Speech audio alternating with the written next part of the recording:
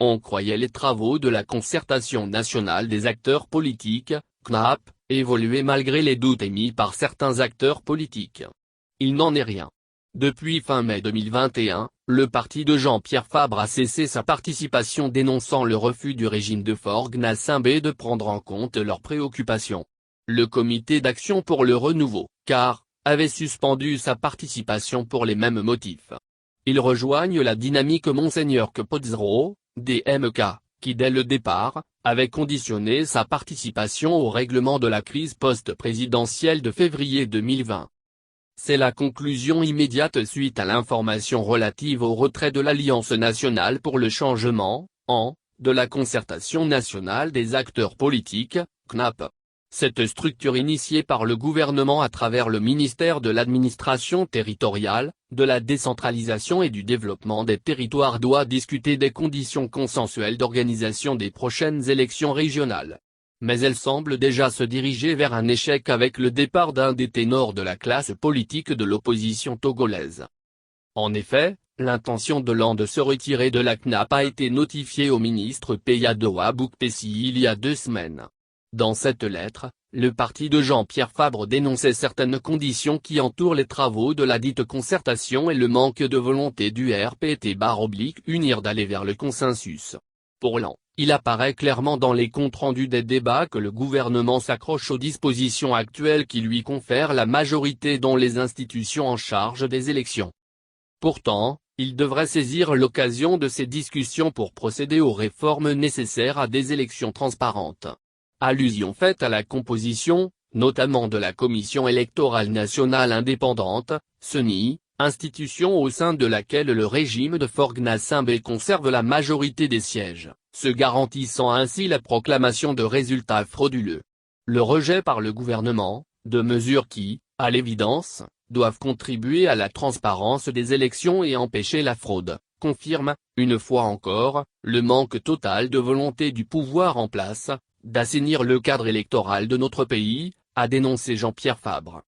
Pour le président de l'an, qui a souligné que les préoccupations de son parti ont été rejetées, il y a donc lieu de s'interroger sur les raisons réelles de la tenue des discussions en cours, si ces dernières ne doivent pas aboutir à l'assainissement du cadre électoral et à l'apaisement du climat politique.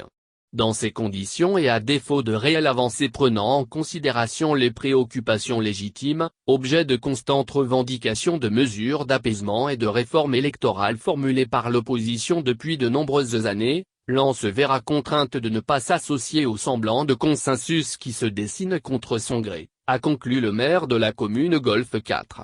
L'an, le CAR et la DMK semblent être sur la même longueur d'onde. Dans sa lettre, l'an a évoqué le fait que les discussions ne peuvent nullement occulter l'indispensable assainissement du climat politique par des mesures d'apaisement. Une position qui semble rejoindre celle d'abord de la DMK et ensuite du CAR. Et pour cause, alors que les principaux partis politiques de l'opposition avaient décidé de prendre part aux travaux de la CNAP, la dynamique Monseigneur Capozzaro dont le candidat réclame toujours la victoire a refusé de s'y joindre. Au cours d'une conférence de presse, le regroupement de partis politiques et d'organisations de la société civile signifiait au gouvernement qu'il est impossible de faire table rase du contentieux électoral né de la présidentielle du 20 février 2020 et entamer des discussions sur un nouveau processus électoral. Les velléités de banalisation et de déni de la crise post-électorale qu'affiche le régime de fait à Lomé, soutenu par certains acteurs de la classe politique, sont un leurre et une grave faute politique et une méprise de la volonté populaire, avaient soutenu les responsables de la DMK qui réclament principalement la résolution du contentieux électoral, l'abandon des charges et poursuites judiciaires contre ces responsables, le retour au Togo et en toute sécurité d'Abeyome Kodjo afin qu'il participe personnellement aux discussions. La dynamique est vite rejointe par le comité d'action pour le renouveau, car après sa participation à 2 réunions de la CNAP, le parti se désolidarise et quitte la concertation, s'indignant du fait que ses points de vue n'avaient pas été pris en compte par les initiateurs de la concertation.